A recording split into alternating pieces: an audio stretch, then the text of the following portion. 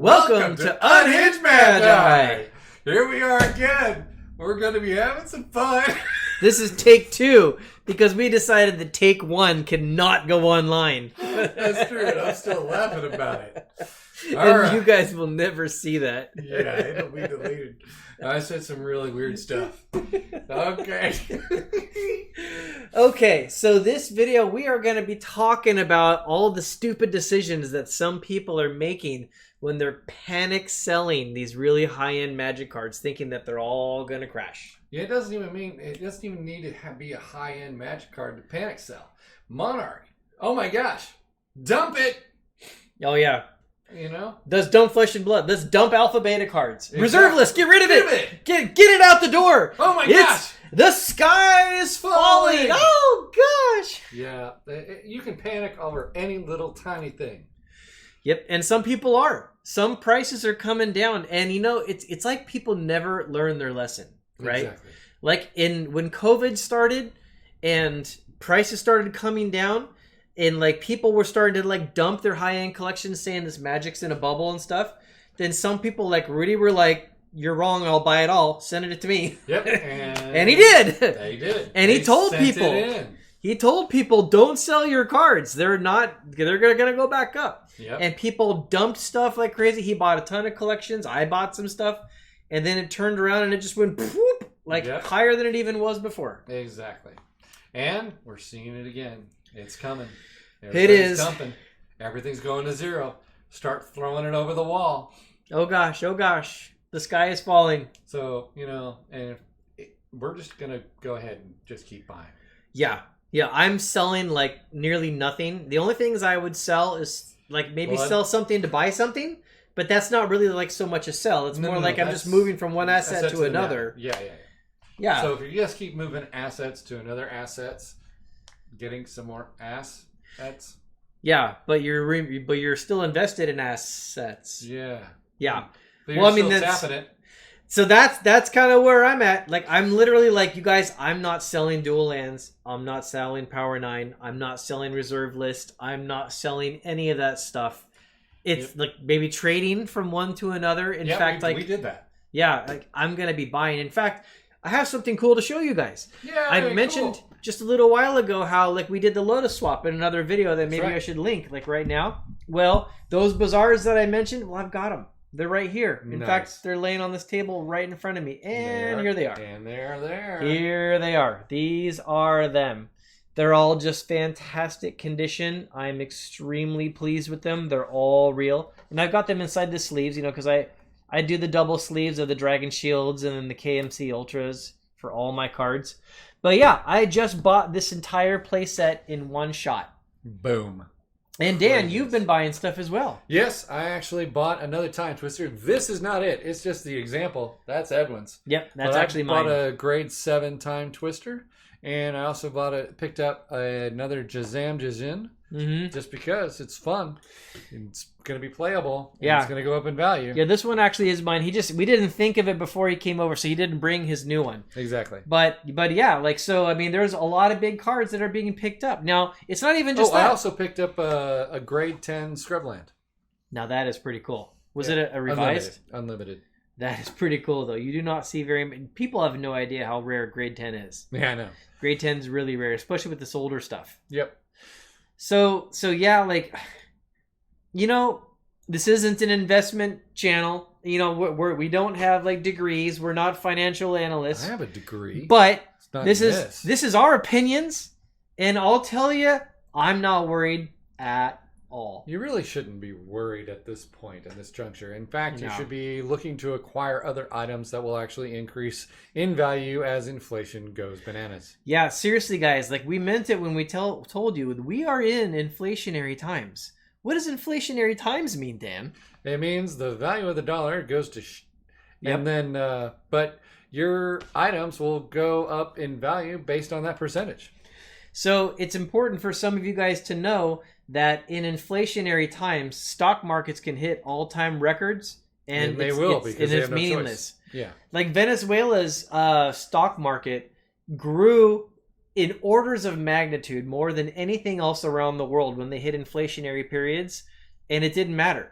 you know, like if you have like 50,000 of like a certain unit of currency that sounds like that a lot, but then as soon as someone tells you, well, that'll buy a cup of coffee, then you're like, oh, okay, I guess that's not as much as I thought it was. Exactly. Actually. But your time twister will still be a time twister regardless of the dollar. Yep.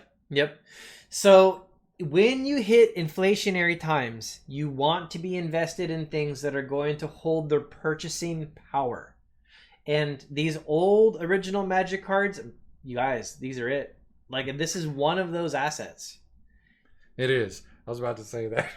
You could go that direction again. No. Some people... I was about to say that. Crack cocaine actually expires. Some people buy cryptocurrencies. Some people buy precious metals.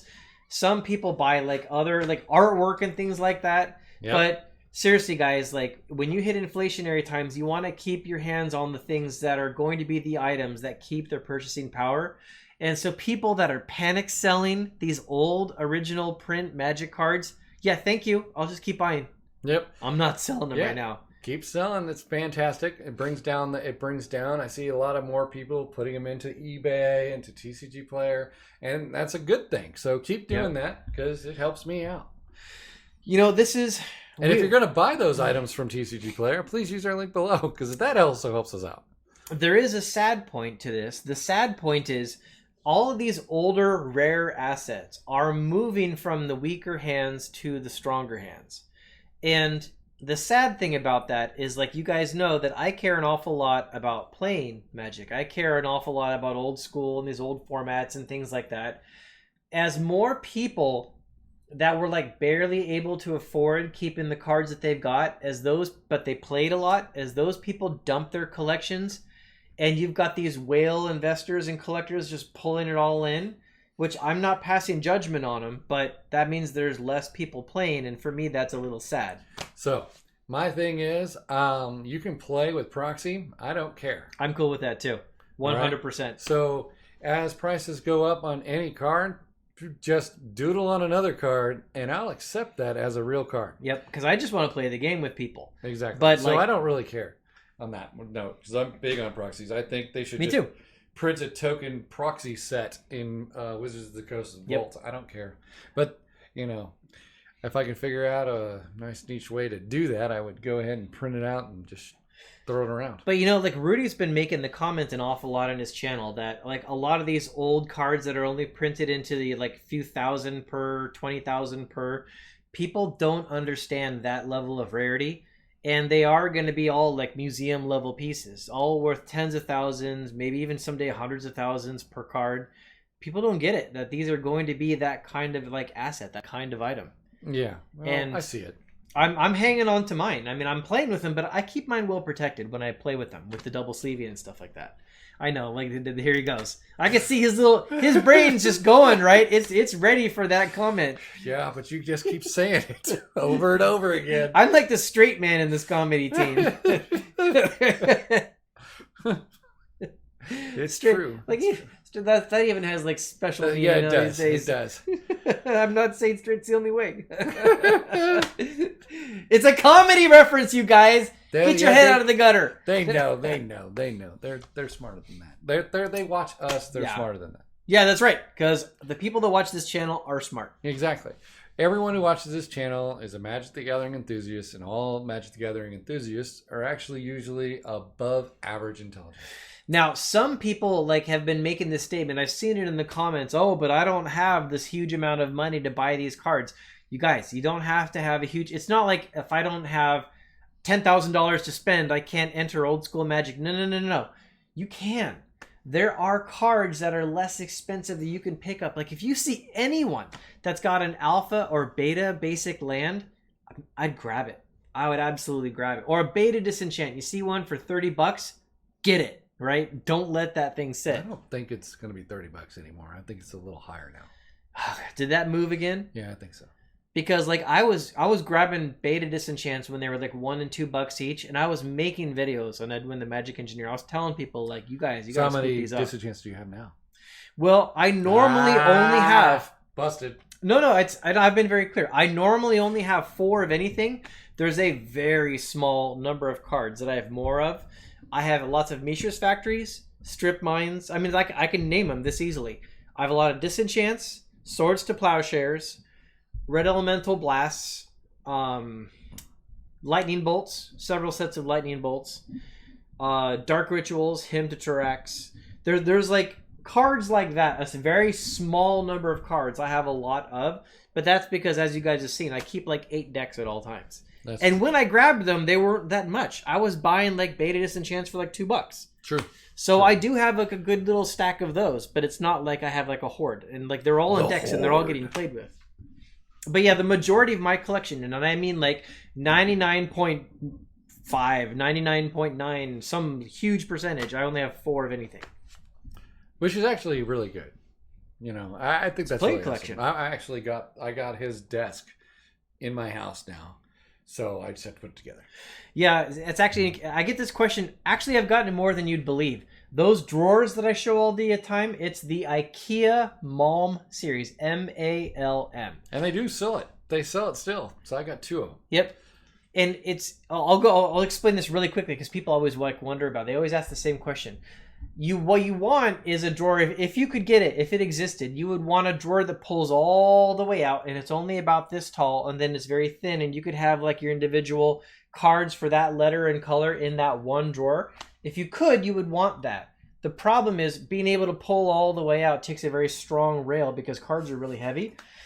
And like nobody sells that kind of setup with a drawer that's like this tall with a really strong rail. So since they don't pull all the way out, you actually have to have actually have the ability to reach underneath and get to the cards that are in the back. And that's why the drawers have to be deep so you can get your hand down to the cards that are in the back of the drawer. How deep does it have to be? Deep enough to reach your hand all the way in. I knew that would get him. So anyways, yeah, that's why I do the IKEA Malm series, because the drawers are really tall. So when your cards are all laying in there, you can actually reach the ones that are in the back. But the railings are strong enough to actually like hold the cards. You know, I actually put a lot of research into like which drawer I was going to get for doing all that stuff. So, which is why I ordered specifically that one. Yep, and my collection's about 40,000 cards right now that I keep in that organized collection.